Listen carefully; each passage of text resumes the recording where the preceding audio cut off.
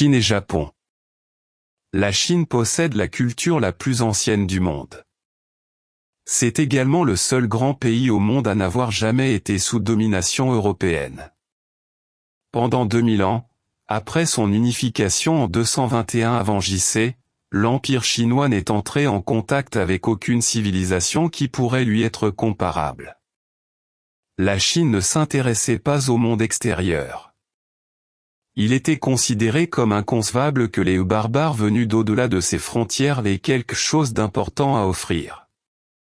C'est la première guerre de l'opium, en 1840 à 1842, qui contraint la Chine à entamer ses contacts avec l'Occident. Ces guerres avec l'Occident l'ont contraint à ouvrir ses ports au commerce extérieur, devenant ainsi des enclaves semi-coloniales. Pendant un siècle, son économie, ses ports et ses industries les plus importantes furent à la merci des puissances étrangères. Le gouvernement chinois est devenu, selon les mots de Mao Tse-tung, le bureau comptable de nos maîtres étrangers. Les privilèges coloniaux établis par l'Occident en Chine en 1842 furent finalement abandonnés un siècle plus tard, en 1943, à une époque où une grande partie de la Chine était dominée par le Japon. Durant les 50 premières années de son exploitation par le capital européen, la Chine a réussi à maintenir les idées occidentales marginalisées. Le gouvernement chinois a cherché refuge dans le retour aux anciennes méthodes. Paradoxalement, ce n'est pas l'Europe mais le Japon qui est responsable de la fin de l'isolement intellectuel chinois. Pendant des siècles, les Japonais ont été qualifiés de manière désobligeante de pirates nains en Chine, des êtres inférieurs qui avaient copié leur civilisation. En 1895, la Chine fut gravement vaincue dans une guerre avec le Japon et perdit Formose. La défaite infligée par les pirates nains fut la plus grande humiliation de toute l'histoire de l'Empire chinois. Cependant, la cause d'une telle humiliation était évidente. Cela reposait sur la capacité du Japon à apprendre de l'Occident. C'est alors que certains milieux intellectuels chinois concluent qu'il faut mettre un terme à l'isolement traditionnel. La réponse du Japon au défi occidental a été différente. Au XVIIIe siècle déjà, le Japon en était vite arrivé à la conclusion que s'il voulait éviter le sort de la Chine, il devait apprendre les secrets de la force de l'Occident. La rapidité de la modernisation japonaise est sans précédent dans l'histoire du monde moderne. Dans les années 1850, leurs îles étaient sans défense. Un demi-siècle plus tard, en 1905, il inflige une défaite écrasante à la Russie, considérée pendant la majeure partie du XIXe siècle comme la plus grande puissance militaire de la planète. La transformation du Japon en un État moderne a commencé avec l'avènement de l'empereur Mutsuhito en 1867. Pendant des siècles, l'empereur avait été une simple figure de proue, dominée par un clan de nobles, les Tokugawa, qui étaient les véritables dirigeants. Mais en 1867, les Tokugawa furent renversés par des réformateurs qui restaurèrent l'autorité et le prestige de l'empereur et parvinrent à imposer un ambitieux programme de réforme.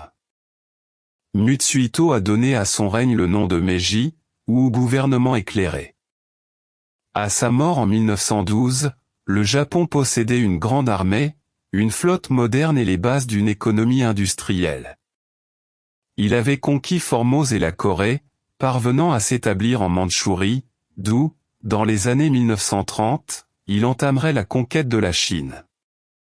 Bien qu'il ait insisté sur sa divinité, Mutsuhito a accordé au Japon un système de gouvernement autocratique calqué sur celui de l'Allemagne de Bismarck, mais dans lequel les chefs militaires avaient une plus grande influence.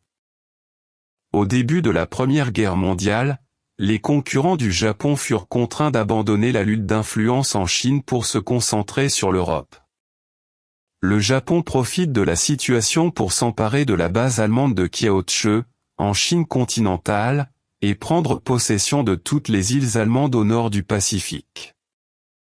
Même les États-Unis, jusqu'alors très méfiants à l'égard des intentions du Japon, ont formellement reconnu, après leur entrée en guerre, que le Japon avait des intérêts particuliers en Chine. Le problème de l'Extrême-Orient, écrivait le ministre britannique à Pékin à la fin de la guerre, peut désormais être défini comme le problème de l'hégémonie du Japon en Chine. L'hégémonie japonaise en Extrême-Orient était garantie par une conférence internationale tenue à Washington en 1921 pour discuter de la limitation des armements navals. Le Japon accepta de limiter sa marine à 30% de celle de la Grande-Bretagne et des États-Unis et d'abandonner Kyaotche, tout en conservant les îles du Pacifique qu'il avait conquises à l'Allemagne. En échange de telles concessions, il obtint que l'Occident ne construise pas de base navale à proximité de ces îles, la Grande-Bretagne ne construirait pas de base navale au nord de Singapour, ni les États-Unis à l'ouest d'Hawaï. Le Japon acquérait ainsi l'hégémonie navale du Pacifique occidental. Anthony Eden, ministre britannique des Affaires étrangères avant la crise de Munich, a tenté à plusieurs reprises de parvenir à un accord avec les États-Unis sur l'Extrême-Orient, mais les États-Unis se sont seulement engagés à condamner moralement l'agression japonaise. En plus de transformer la position politique du Japon, la Première Guerre mondiale en a également fait pour la première fois un État industriel. Aucun pays au monde, pas même les États-Unis, n'a tiré de plus grands bénéfices économiques de la guerre. Dans toute l'Asie, le Japon a conquis des marchés que l'Europe dominait autrefois, mais qu'elle ne pouvait plus desservir à cause de la guerre, et est devenue une nation créancière. Jusqu'en 1914, la balance des paiements du Japon était toujours déficitaire. Durant les seules années de guerre, elle a accumulé un excédent commercial de 1,4 milliard de yens, soit une somme supérieure à la valeur totale de sa production industrielle en 1913. Ses réserves d'or au cours de la même période ont augmenté de près de 100%. La Chine a également joué un rôle en faisant du Japon l'hégémonie de l'Asie. Tout au long de l'histoire, la grandeur d'un pays a toujours été fondée sur la faiblesse de ses voisins. Ce principe était aussi vrai au Japon du XXe siècle qu'il l'avait été dans la Rome classique, dans la France de Louis XIV ou dans l'Allemagne d'Adolf Hitler.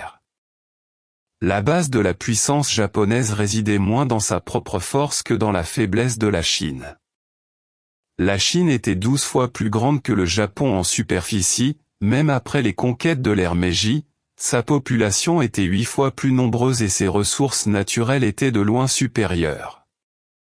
À long terme, la modernisation de la Chine, entamée au début du XXe siècle, allait en faire la plus grande puissance d'Asie, mais à court terme elle a détruit sa cohésion interne.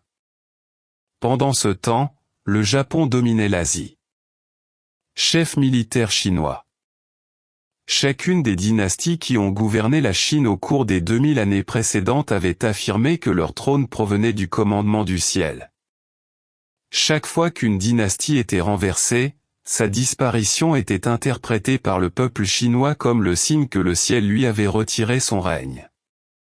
C'est ce qui s'est produit avec la chute des Mandchous en 1911.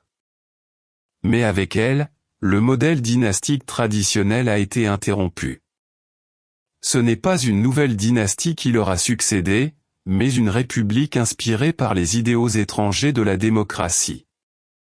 Par crainte de l'effet qu'ils auraient sur le monde extérieur, et précisément pour cette raison, la Chine a veillé à leur diffusion aux États-Unis.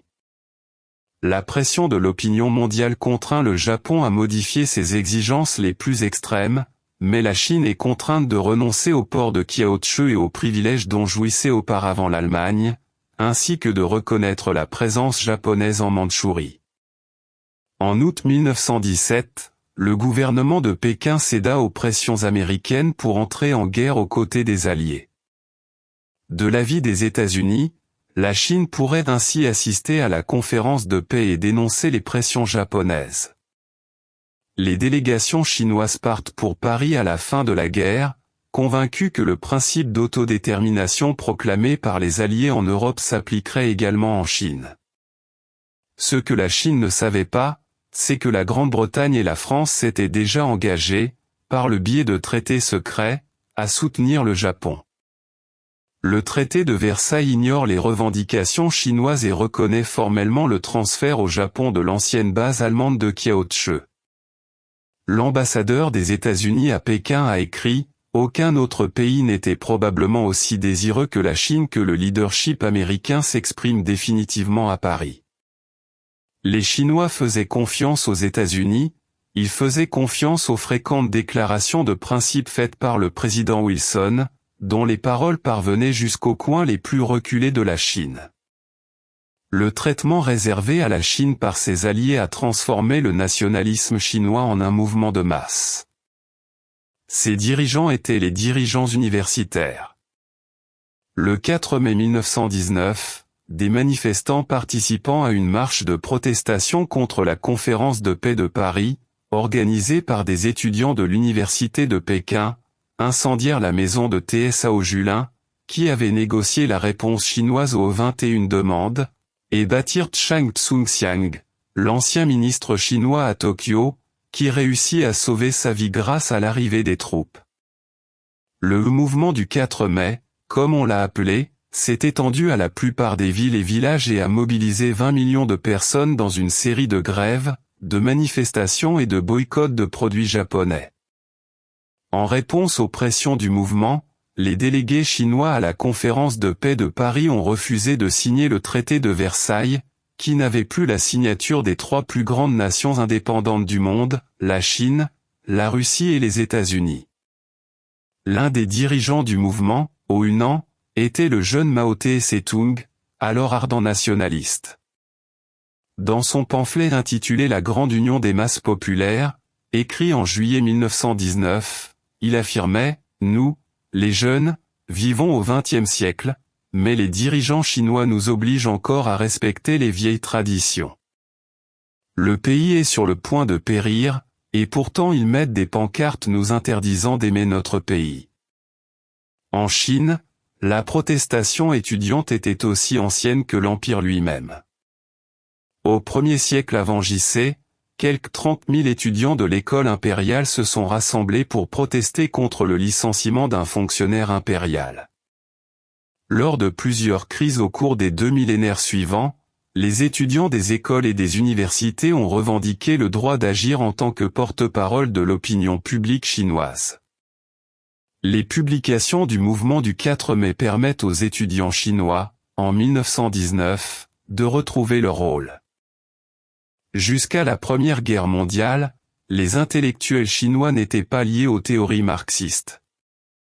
Il faut souligner que Chen Tuxu, qui sera en 1921 le premier dirigeant du Parti communiste chinois, ne chercha pas le salut de la Chine dans les idées de Marx et de Lénine, mais dans la démocratie et la science, fondement de la civilisation occidentale.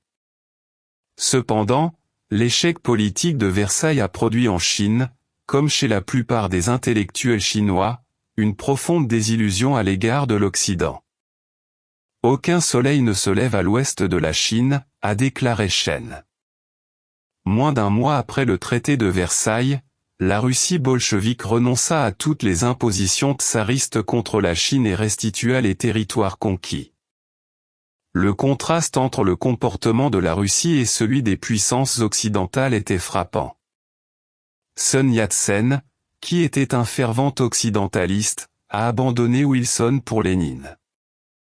Les seuls alliés et frères du peuple chinois dans la lutte pour la liberté nationale, déclarait-il dans un manifeste de juillet 1919, sont les ouvriers, les paysans et les soldats soviétiques.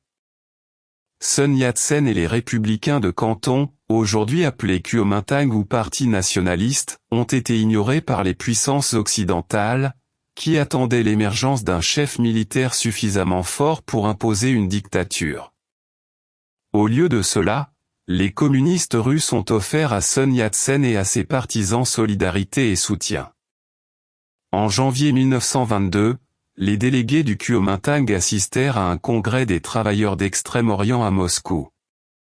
L'automne suivant, l'un des meilleurs diplomates soviétiques, Adolphe Joffre, arrive en Chine pour négocier une alliance avec Sun Yat-sen. Ils ont tous deux convenu que le communisme n'est pas adapté aux conditions chinoises actuelles. la Russie a promis au Kuomintang des armes, de l'argent et des conseillers politiques et militaires.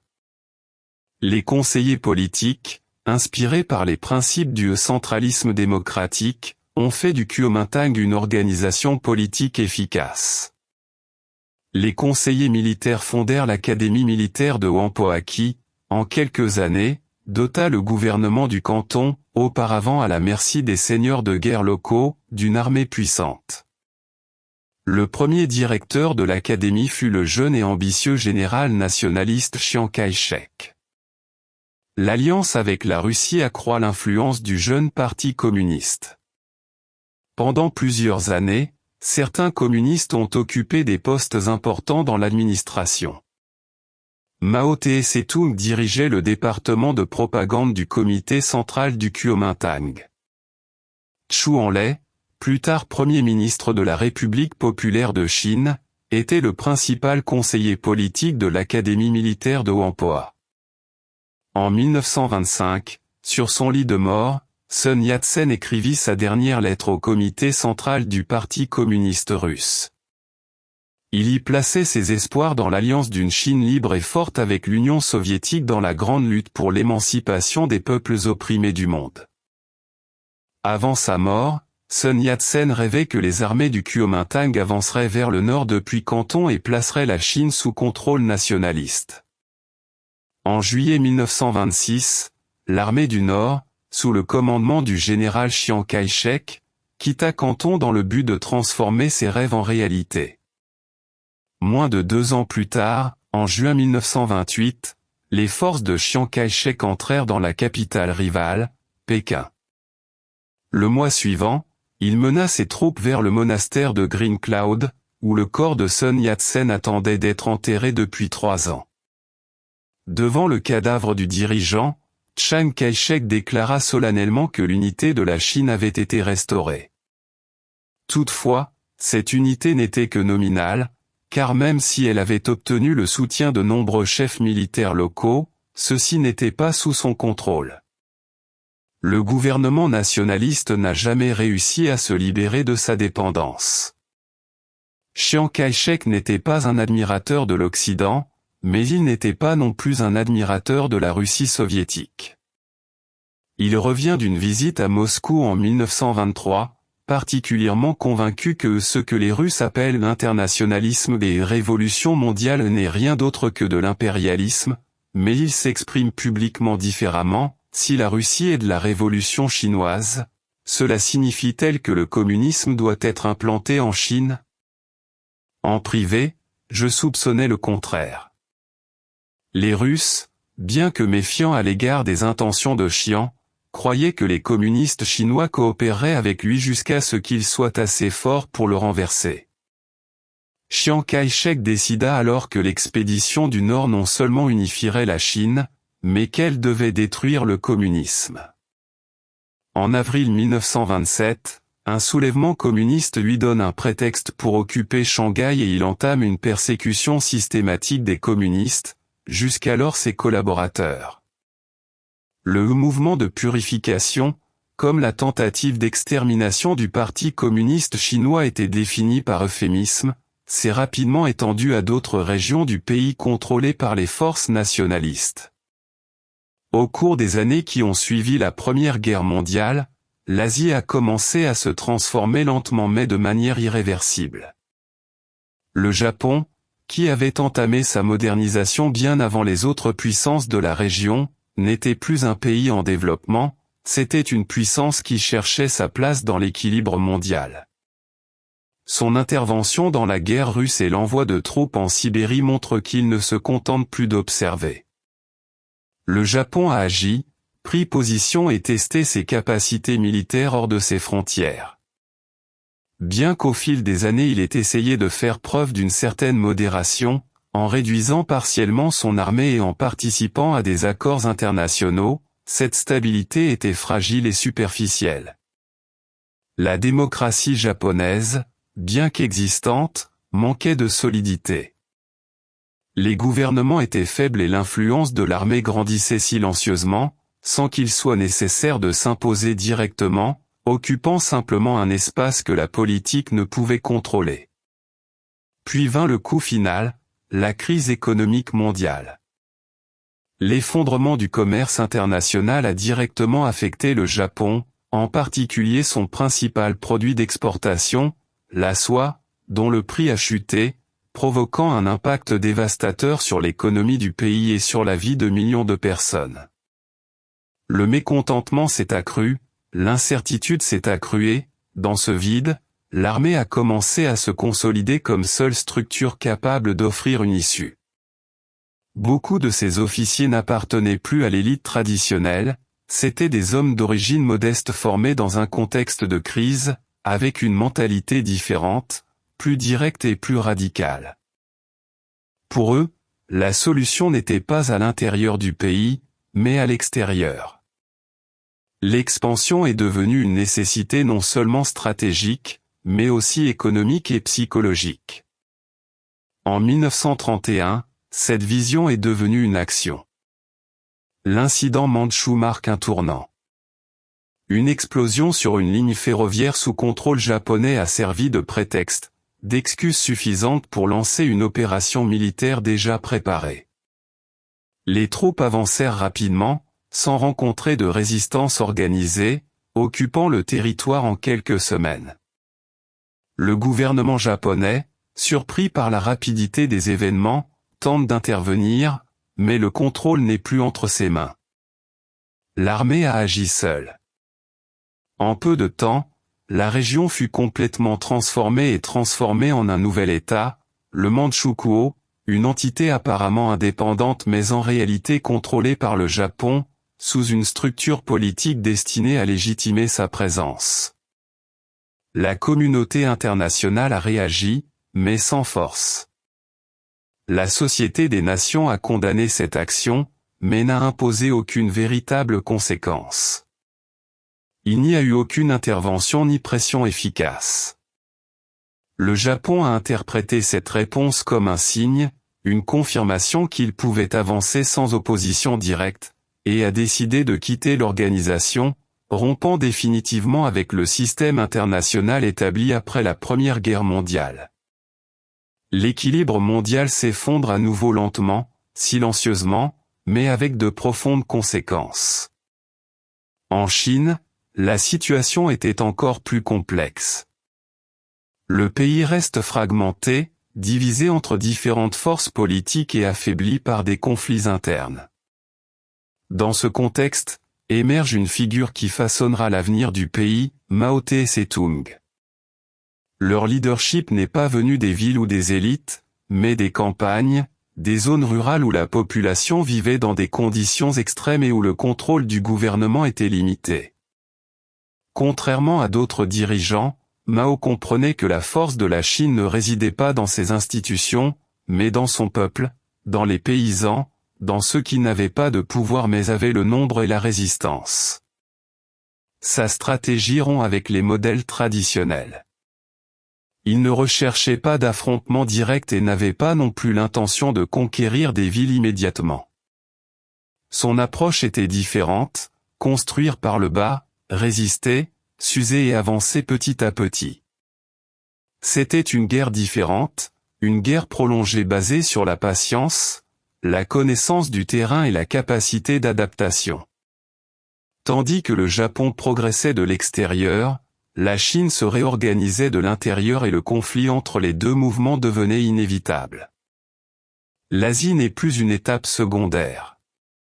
Elle devenait le centre d'une nouvelle étape, une étape marquée par l'expansion, la résistance et la transformation totale de l'équilibre mondial. La situation en Chine est sans précédent dans l'histoire moderne. Les tensions accumulées au fil des décennies, les influences extérieures et la faiblesse interne ont créé un scénario totalement instable. Dans ce contexte, Mao Tse-tung est apparu comme une figure différente, un dirigeant qui ne s'inscrivait pas dans les schémas de pouvoir traditionnels ni dans les stratégies politiques conventionnelles. Contrairement à d'autres dirigeants, Mao ne faisait pas confiance à la force des villes ni au contrôle institutionnel. Son attention se portait sur la campagne, dans les zones rurales où vivait la majeure partie de la population chinoise. Pour lui, la révolution ne doit pas être construite par le haut, mais par le bas, en organisant les masses, en leur donnant une conscience, une structure et un but. L'armée rouge n'était pas seulement une force militaire. C'était aussi un outil politique, un instrument pour éduquer, mobiliser et transformer la population. Son objectif n'était pas seulement de combattre, mais de transformer les paysans en une force révolutionnaire capable de soutenir un changement profond et durable. Pendant ce temps, la pression extérieure a continué de croître. L'agression japonaise, qui avait déjà commencé lors des étapes précédentes, s'intensifiait. Ce conflit a non seulement affecté le territoire, mais aussi la perception du monde par la Chine. Si dans le passé le pays avait essayé de maintenir une certaine relation avec l'Occident, la situation est désormais différente. La nouvelle agression japonaise, beaucoup plus large et systématique, a généré un changement de mentalité. La Chine commençait à prendre ses distances par rapport aux puissances occidentales, comprenant que l'équilibre international n'offrait pas de réelle garantie de protection. Ce contexte, marqué par des pressions extérieures et une fragmentation interne, a créé les conditions nécessaires à la montée en puissance du mouvement communiste. L'histoire récente de la Chine, depuis les guerres de l'opium jusqu'à la consolidation du nouveau modèle politique, pourrait être interprétée comme une période de transition. Un intervalle au cours duquel le pays a cherché à redéfinir son identité, sa structure et sa position dans le monde. Au fur et à mesure que le siècle avançait, la Chine adopta à nouveau une posture d'isolement, similaire à celle qu'elle avait maintenue au cours des siècles précédents. Mais cette fois, il ne s'agissait pas d'une décision basée sur l'autosuffisance culturelle, mais sur la méfiance à l'égard d'un système international qui avait démontré son incapacité à maintenir l'équilibre. Dans ce contexte, la stratégie révolutionnaire de Mao a évolué. Bien qu'en théorie il adopte des éléments du marxisme classique, il s'adapte en pratique à la réalité chinoise. La prédominance du prolétariat industriel, central dans d'autres modèles, est restée à l'arrière-plan. Au lieu de cela, la paysannerie est devenue le noyau de la révolution. Cette transformation n'était pas mineure. Cela signifiait redéfinir complètement le concept de lutte révolutionnaire. La révolution n'est plus conçue comme un soulèvement urbain immédiat, mais comme un processus prolongé, fondé sur l'accumulation des forces dans les campagnes, l'usure progressive de l'adversaire et la construction d'une base solide avant l'affrontement décisif. Lin Piao, l'un des plus proches collaborateurs de Mao, a clairement formulé cette idée. Selon sa vision, le monde pourrait être compris comme une relation entre les villes et les champs à grande échelle. Les puissances industrialisées représentaient les villes du monde, tandis que l'Asie, l'Afrique et l'Amérique latine constituaient les campagnes. De ce point de vue, la révolution mondiale ne devrait pas commencer dans les centres de pouvoir, mais dans les périphéries. L'objectif était d'encercler les grandes structures de l'extérieur, en les affaiblissant progressivement jusqu'à ce que leur chute soit inévitable. La stratégie chinoise est ainsi devenue un modèle plus large. Il ne s'agit plus seulement d'une réponse à la situation interne du pays, mais d'une proposition applicable à l'échelle mondiale. De cette manière, la révolution en Chine a cessé d'être un phénomène isolé et s'est inscrite dans une transformation plus profonde. Une transformation qui affecterait non seulement l'équilibre interne du pays, mais aussi l'ordre international dans son ensemble. Ce qui se passe en Asie n'est pas un conflit isolé. Ce fut le début d'une transformation plus profonde. Un changement dans l'équilibre du monde. Alors que l'Europe se préparait à la guerre. À l'Est, une autre force commençait à prendre forme.